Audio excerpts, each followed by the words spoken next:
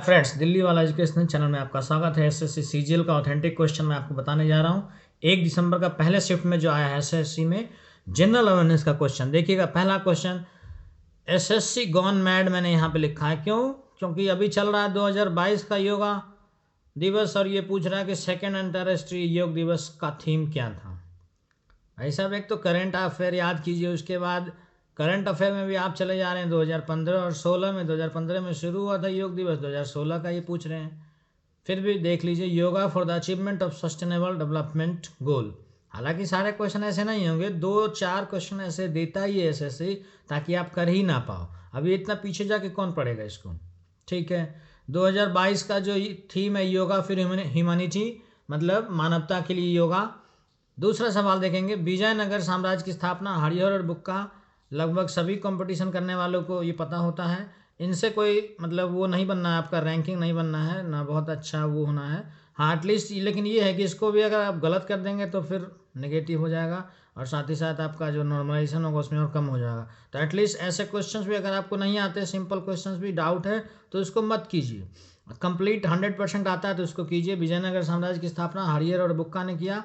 कोयला का जलना किस तरीके का रिएक्शन है, अभिक्रिया है? तो संयोजन अभिक्रिया है, कॉम्बिनेशन रिएक्शन है। एग्जाम्पल के लिए कॉम्बिनेशन रिएक्शन होता क्या है, जैसे मान लीजिए रिएक्टेंट में एक पी है और क्यू है, दोनों रिएक्ट करके जो प्रोडक्ट बनेंगे वो पी क्यू बन जाएंगे, तो कॉम्बाइन हो गया, मतलब एक तरीके से संयोजन हो गया इसका, उसी को कहते हैं कॉम्बिनेशन रिएक्शन।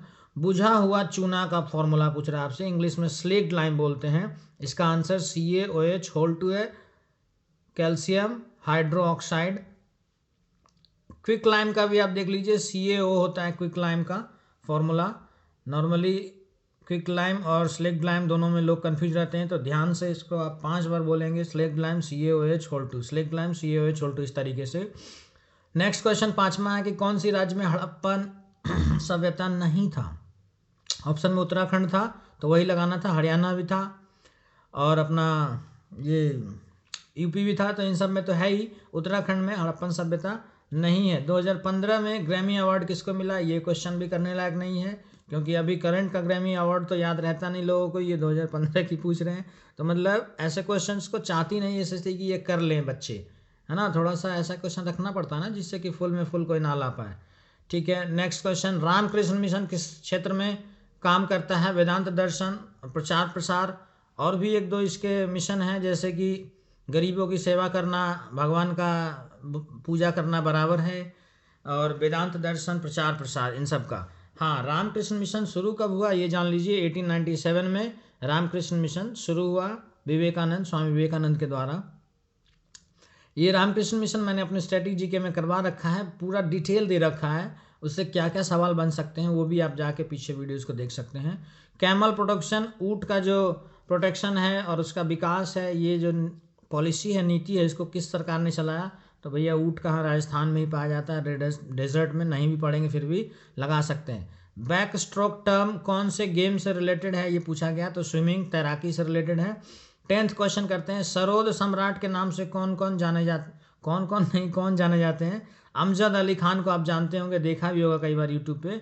और इनकी खास बात यह है कि इनके जो 2 लड़के थे उनको भी इन्होंने सरोद सिखा दिया है। तो ऐसे भी बना के क्वेश्चन पूछा था पिछली बार कि ऐसे कौन से सरोद वादक है जिन्होंने अपने दोनों लड़कों को भी सरोद वादन सिखा दिया है, और नाम भी लिखा हुआ था लड़कों का, तो इसलिए आपको अपडेट रहना पड़ता है। 2014 में जो नोबेल पीस प्राइज़ मिल रहा था उस टाइम पे इन्होंने वहाँ पर अपना प्रोग्राम दिया था, इसलिए न्यूज़ में बने हुए हैं अमजद अली खान। जो बचपन बचाओ आंदोलन के लिए उनको मिला था ना नोबेल पीस प्राइज़, उनका नाम क्या है, उनका नाम मैं भूल रहा हूँ फिलहाल, तो वो भी आप देख लेंगे। अब नेक्स्ट क्वेश्चन 11 नंबर का, संसद को किस नाम से जाना जाता है, ये पूछा गया। राष्ट्रीय विधायिका हिंदी में, इंग्लिश में नेशनल लेजिस्लेचर। गोल्जी अपैरेटस से क्वेश्चन पूछा गया था, क्वेश्चन ये था कि ये किसकी आकृति का है, तो ये भी क्वेश्चन टफ हो गया। नॉर्मली गोल्जी अपैरेटस काम क्या करता है ये पता होता है लोगों को, किसकी आकृति का दिखता है, और वैसे 4 ऑप्शन दिख जाएंगे आपको एक जैसा ही, तो उसमें कन्फ्यूजन है, ऐसे क्वेश्चंस को नहीं लगाना होता अगर आपको नहीं आ रहा है तो। उसके बाद पूछा न्यूक्लियर पावर प्लांट कौन सा सही नहीं था, मतलब उसमें से कौन सा न्यूक्लियर पावर प्लांट नहीं था, ये पूछा था क्वेश्चन। तो विजयवाड़ा पावर प्लांट ऑप्शन में था, वो सही नहीं था, मतलब वो पावर प्लांट एक्चुअल में न्यूक्लियर पावर प्लांट नहीं है। नेक्स्ट क्वेश्चन, वायुदूत विमान सेवा कंपनी की स्थापना कब हुई? 1981 में। ध्यान रखेंगे, वायुदूत विमान सेवा 1981। इंटरनेशनल मतलब अंतर्राष्ट्रीय अहिंसा दिवस 2 अक्टूबर को मनाया जाता है, अंतर्राष्ट्रीय अहिंसा दिवस, ये पूछा गया। एसआई यूनिट ऑफ वर्क, अब देखिए डीआरडीओ में पूछा था कि सीजीएस यूनिट ऑफ वर्क मतलब कार्य का सीजीएस मात्रक क्या है, तो अर्ग होता है। यहाँ पर पूछा है कार्य का एसआई मात्रक क्या है, तो जूल होता है। ब्रह्म सभा का बाद में नाम बदलकर क्या रखा गया? लूसेंट से छपा हुआ है ये क्वेश्चन, लूसेंट में सब कुछ दिया हुआ है इसके बारे में। तो ब्रह्म सभा का बाद में नाम ब्रह्मो समाज रख दिया गया, ब्रह्म समाज बोल सकते हैं, कई लोग ब्रह्मो समाज बोलते हैं। अच्छा, 1828 में इसका गठन हुआ था ब्रह्म समाज का, और राजा राम मोहन, हाँ यहाँ पर ध्यान देंगे, मैं बार बार समाज बोल दे रहा हूँ, पहले ब्रह्म सभा था 1828 में, राजा राम मोहन राय ने इसकी स्थापना करी, बाद में ये ब्रह्म समाज के नाम से जाने लगा।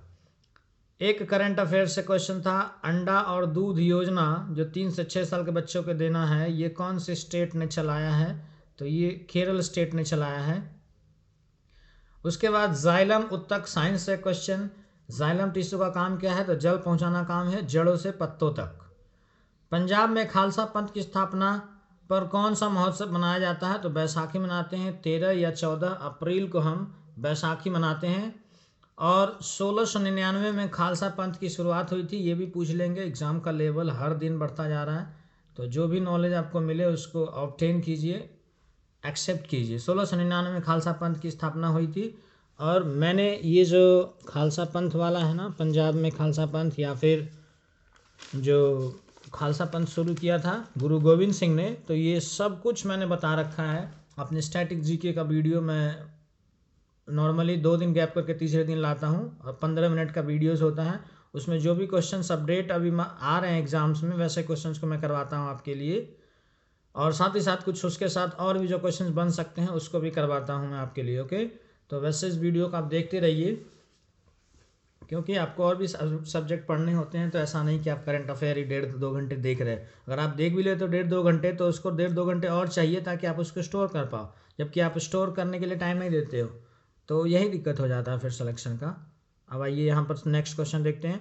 पीएम डिवाइन योजना उत्तर पूर्वी राज्य से संबंध है, नॉर्थ ईस्ट स्टेट से, ये पूछा था। पीएम डिवाइन योजना मतलब कहाँ से संबंध रखता है? आप अभी बजट का जब देखेंगे सेक्शन, पिछली जब बजट आई थी तो उसमें पीएम डिवाइन योजना के लिए मतलब डेवलपमेंट इनिशिएटिव है ये, नॉर्थ ईस्ट स्टेट में, उत्तर पूर्वी राज्य में जितने भी संबंध वो विकास का काम होना है पीएम डिवाइन योजना के अंतर्गत होना है, और खास करके अरुणाचल प्रदेश जो कि चाइना के बॉर्डर से लगता है उसकी विकास करना है पीएम डिवाइन योजना के अंतर्गत। Playing it my way book किसने लिखा? सचिन तेंदुलकर। बहुत पुराना क्वेश्चन है, कितनी बार छपा है। निपुण योजना में बहुत तरह के निपुण योजना है, कुछ निपुण योजना तो शिक्षा के लिए है, एक निपुण योजना इंडियन नेवी के लिए है जो एक्सपोर्ट करता है अपना वेसल्स वगैरह। और यहाँ पर पूछा गया था हरदीप सिंह पुरी के द्वारा जो शुरू किया गया निपुण योजना, ये किसके लिए है? तो निर्माण श्रमिक के कौशल प्रशिक्षण के लिए, जो मजदूर वगैरह होते हैं जो मकान बनाते हैं उनके कौशल में स्किल में कैसे विकास किया जाए, उसके लिए था ये निपुण योजना। उसके बाद नॉर्वे का कैपिटल पूछा, ओस्लो। चीता जो 8 चीता आए थे ये कहाँ से आए थे? तो नामीबिया से आए थे। बिगेस्ट कॉन्टिनेंट सबसे बड़ा महादेश कौन है? एशिया है। मीनाक्षी टेम्पल बहुत बार पूछा गया सवाल, कौन सी स्टेट में है? ये पूछा तमिलनाडु में। पानीपत का युद्ध आपको पता ही है, ये बताने की जरूरत नहीं है। राष्ट्रीय झंडा का डायमेंशन पूछा था 3:2, मतलब लेंथ 3 तो ब्रेथ 2 होगा, ये रेशियो रहेगा राष्ट्रीय झंडा का। आप इस रेशियो को समझ पा रहे होंगे कि एग्जाम्पल के लिए 45 सेंटीमीटर मान लेते हैं, 45 सेंटीमीटर लंबा अगर आपने झंडा बनाया है तो 15 या 45 मतलब 30 सेंटीमीटर का आपको वो चौड़ाई भी रखना पड़ेगा। ये रेशियो है, एक गैजेटेड रेशियो ये आपको रखना ही पड़ेगा, नहीं तो आपके ऊपर ये केस हो सकता है, इलीगल हो सकता है अगर आप इस रेशियो को मेंटेन नहीं करते हैं तो। आनुवांशिकता के जनक कौन है? फादर ऑफ जेनेटिक्स पूछा आपसे, ग्रेगर जॉन मेंडल। 32 अनुच्छेद के बारे में पूछा, संविधान की आत्मा है, सोल ऑफ द कॉन्स्टिट्यूशन इसको कहते हैं। नेक्स्ट क्वेश्चन 32वां नंबर देखिए, ट्रेन टू पाकिस्तान खुशवंत सिंह ने लिखा है, ये मैंने पहले सुखवंत लिख दिया था। खुशवंत सिंह बहुत रोमांटिक राइटर है, इन्होंने ये भी एक बुक लिखा है कंपनी ऑफ वुमेन, आप देखिएगा इस बुक को जाके, company of women. Train to Pakistan Khushwant Singh ने लिखा है। कुछ पूछा गया रणजी ट्रॉफी का विनर कौन है इस बार? तो मध्य प्रदेश विनर है। उसके बाद द्रौपदी मुर्मू की जनजाति पूछ ली है, मतलब द्रौपदी मुर्मू कौन से ट्राइब से बिलोंग करते हैं, तो ये सांथाल ट्राइब से बिलोंग करते हैं। मेजर ध्यानचंद पुरस्कार हाल ही में टेबल टेनिस खिलाड़ी हैं, किसको दिया गया ऐसे पूछा था, तो ऑप्शन में अचंता शरद कमल, ये क्वेश्चन था। मेजर ध्यानचंद पुरस्कार अचंता शरद कमल को मिला है, टेबल टेनिस के प्लेयर हैं अचंता शरद कमल। ये 1 दिसंबर का लगभग सारा ही क्वेश्चन करवा दिया है। थोड़े बहुत क्वेश्चंस तो जो एग्ज़ाम देते हैं उनसे भी मिस हो जाता है, 3 4 5 क्वेश्चन। तो ये 100% ऑथेंटिक क्वेश्चन है और आप इस वीडियो को लाइक शेयर सब्सक्राइब जरूर करें। मैं आपके लिए ऐसे क्वेश्चंस, हर एग्जाम के क्वेश्चंस आपके लिए लाता रहूँगा और ऑथेंटिक क्वेश्चंस लाऊंगा। थैंक यू, सब्सक्राइब जरूर करें।